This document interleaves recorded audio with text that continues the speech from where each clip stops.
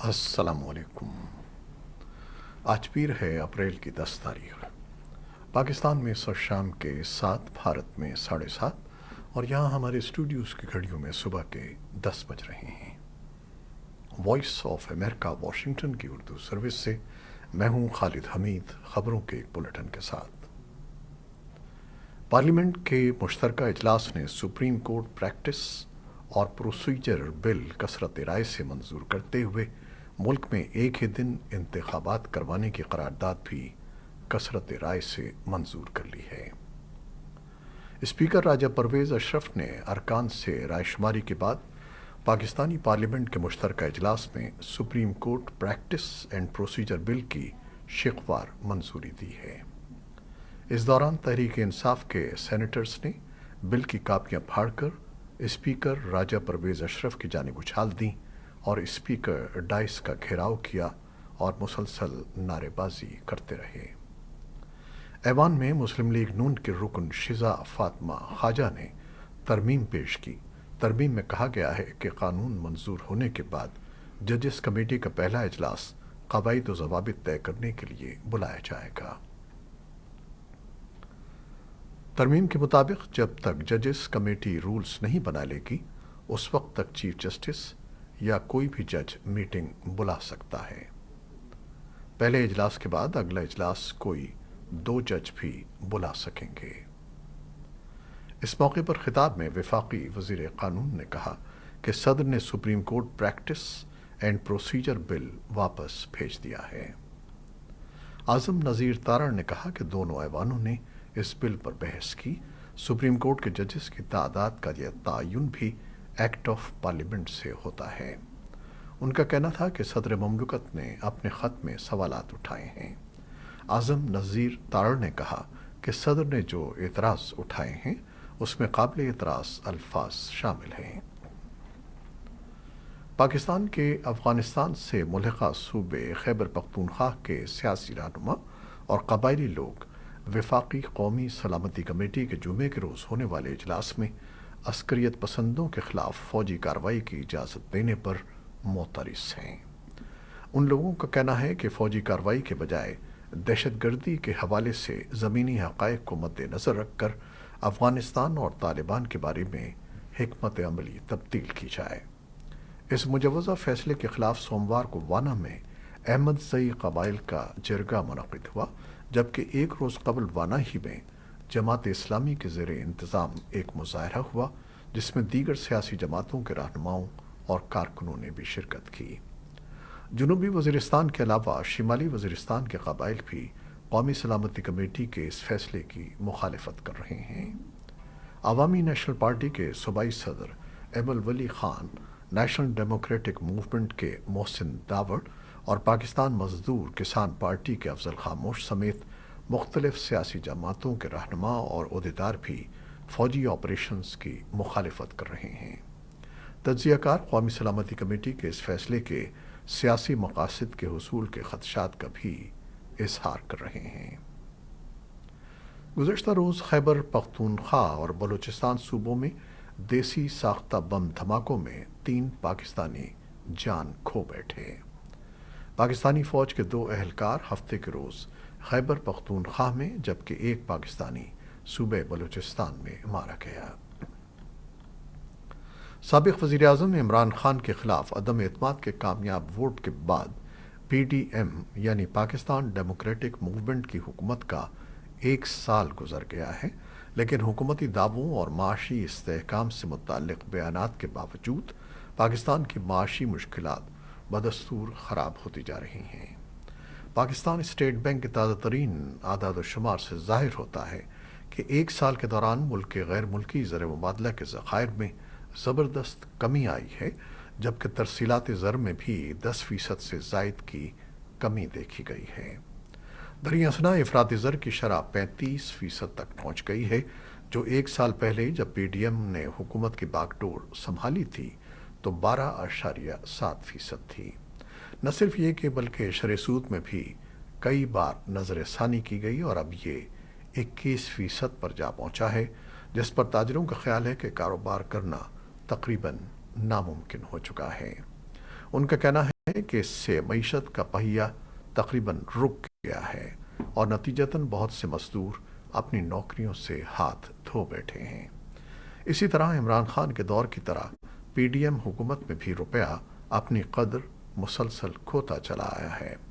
गुज़श्ता सिर्फ एक साल में रुपए की कदर 66% तक गिर गई, जो इमरान खान की हुकूमत के 44 माह में कम हुई थी।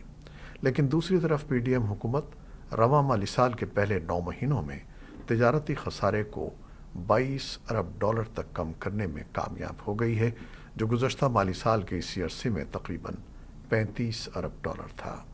ताहम मुल्क के मजमूई कर्ज़ों में मुसलसल इजाफा जारी है और पाकिस्तान का कुल वाजिबुल अदा कर्जा 130 अरब डॉलर से भी तजावुज़ कर गया है, जो उसके जीडीपी का 36% के करीब बनता है।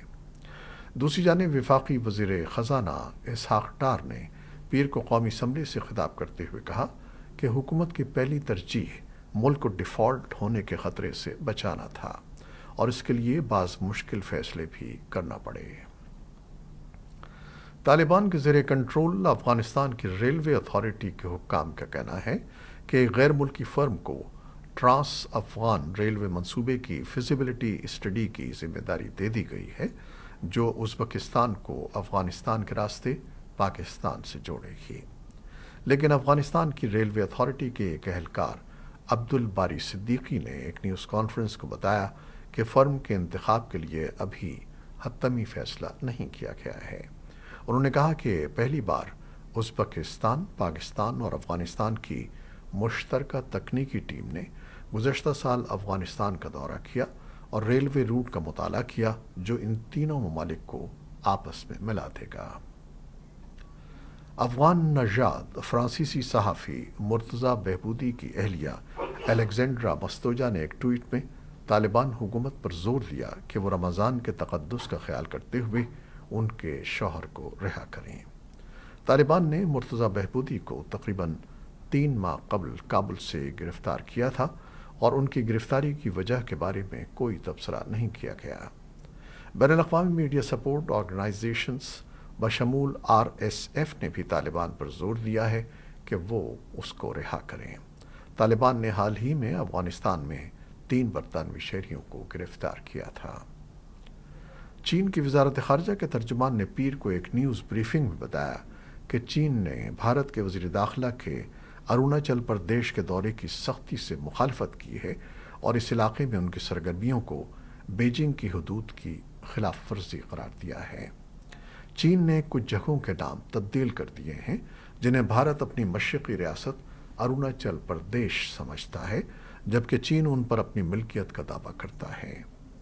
चीन के तर्जुमान वांग वेनबिन ने हिंदुस्तानी वज़ीर दाखिला अमित शाह के जंगनान के दौरे से मुताल्लिक़ एक सवाल के जवाब में कहा कि जंगनान चीन का इलाका है। उनका कहना था कि भारतीय एहलकार का जंगान का दौरा चीन की इलाकाई खुद मुख्तारी की खिलाफ वर्जी है और सरहदी सूरत हाल के अमन व सुकून के लिए साज़गार नहीं है। चीन और भारत के दरमियान मुतनाज़िया सरहद पर कई झड़पें हो चुकी हैं और हालिया बरसों में पहाड़ी इलाकों में होने वाली झड़पों ने ताल्लुकात को शदीद तनाव का शिकार कर दिया है। एसोसिएटेड प्रेस के मुताबिक अमरीका की बहरिया ने 154 टॉम हॉक मिसाइलों से लैस अपनी जौहरी आबदोज़ मशरिक़ वस्ता रवाना कर दी है।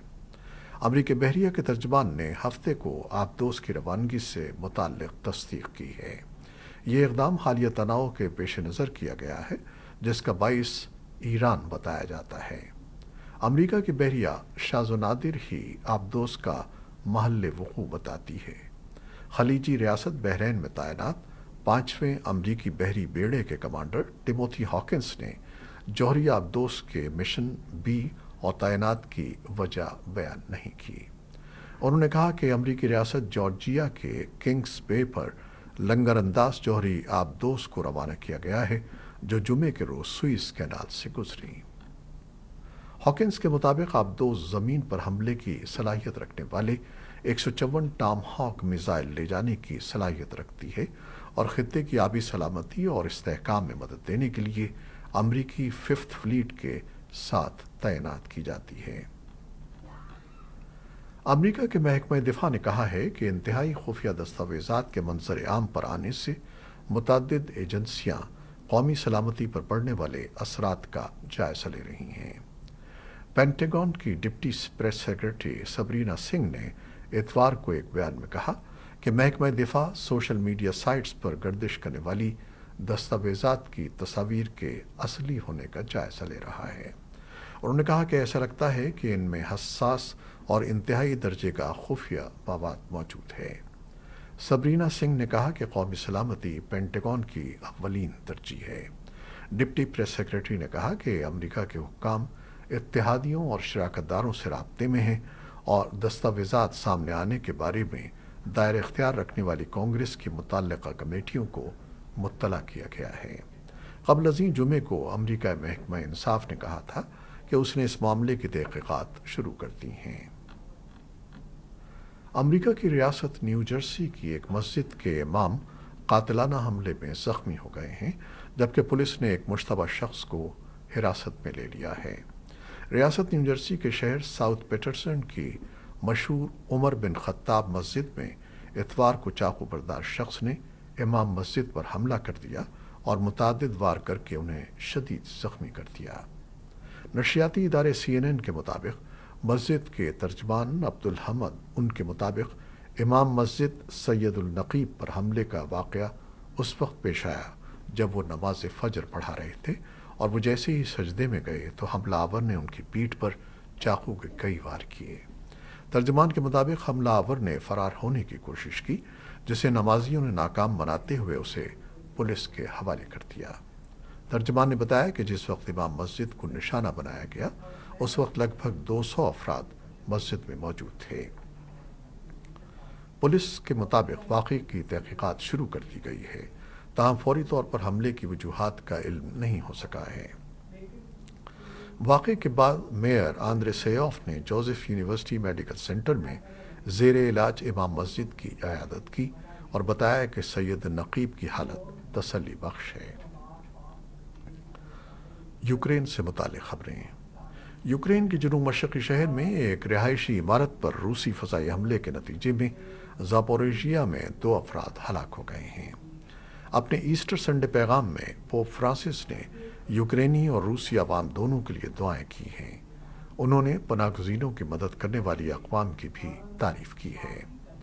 بیلاروس کے ریاستی نشریاتی ادارے BITA کے مطابق صدر الیگزینڈر لوکاشینکو نے پیر کو کہا کہ ان کے ملک کو روس سے حفاظتی ضمانتوں کی ضرورت ہے۔ لوکاشینکو نے روسی وزیر دفاع سرگئی شوئیگو کی بیلاروس آمد کے موقع پر یہ بات کہی۔ بیلٹا کے مطابق لوکاشینکو نے گزشتہ ہفتے روسی صدر ولادیمیر پوٹن کے ساتھ اپنی بات چیت کا حوالہ دیتے ہوئے کہا کہ دونوں رہنماؤں نے بیلاروس کی جانب جارحیت ہونے کی صورت میں روس کی طرف سے بیلاروس کو تحفظ فراہم کرنے کی ضرورت پر تبادلہ خیال کیا۔ پوٹن نے گزشتہ ماہ اعلان کیا تھا کہ روس بیلاروس میں ٹیکٹیکل جوہری ہتھیار تعینات کرے گا۔ یوکرین کی فوج نے اتوار کو اطلاع دی کہ یوکرین کے 2 صوبے شمال مشرق میں خارکیف اور جنوب مشرق میں زاپوریژیا پر اختتام ہفتہ روسی میزائلوں اور راکٹوں اور توپ خانے نے حملہ کیا۔ ایرانی خبر رساں ایجنسی تسنیم کے مطابق سعودی عرب میں اپنا سفارت خانہ کھولنے کے انتظامات کا جائزہ لینے کے لیے ایرانی ٹیم ممکنہ طور پر منگل کو ریاض پہنچے گی۔ اس سے قبل ہفتے کے روز سعودی عرب کا تکنیکی وفد صورتحال کا جائزہ لینے کے لیے تہران پہنچا۔ سفارت خانے دوبارہ کھولنے کا اعلان گزشتہ ہفتے بیجنگ میں ایرانی اور سعودی وزرائے خارجہ کی ملاقات کے بعد سامنے آیا۔ مقامی حکام نے پیر کو بتایا کہ فرانس کے ایلپس کے پہاڑی سلسلے میں اتوار کو برفانی تودہ گرنے سے مرنے والوں کی تعداد 6 ہو گئی ہے، جن میں 2 پہاڑی رہنما بھی شامل ہیں۔ حکام کے مطابق پیر کی تلاش کے دوران 6 شخص کی لاش ملی ہے، جبکہ ایک شخص کو معمولی زخموں کے ساتھ ہسپتال لے جایا گیا۔ تاہم 8 افراد اس حادثے سے محفوظ رہے۔ متاثرین کی شناخت کے بارے میں تفصیلات فراہم نہیں کی گئیں۔ یہ تھیں وہ خبریں جو فیس بک لائیو پر ہم نے آپ کے لیے پیش کی۔ ہماری ویب سائٹ، یوٹیوب اور پوڈ کاسٹ پر یہ بلیٹن آپ کے لیے پوسٹ کر دیا جاتا ہے۔ آپ ہمارے بلیٹن کو شیئر کرتے ہیں اور اپنے کمنٹس میں اپنی محبتوں کا اظہار کرتے ہیں، جس کے لیے ہم آپ کے بے حد ممنون ہیں۔ ہمارے ان کاوشوں کو آپ سراہتے ہیں، ان کو سراہتے رہیے گا۔ کیمرامین سید اصفر امام اور قذافی بابر کے ساتھ قمر عباس جعفری ہمارے نیوز ایڈیٹر تھے، ان کے ساتھ خالد حمید کو بھی اجازت دیجیے گا۔ اللہ حافظ۔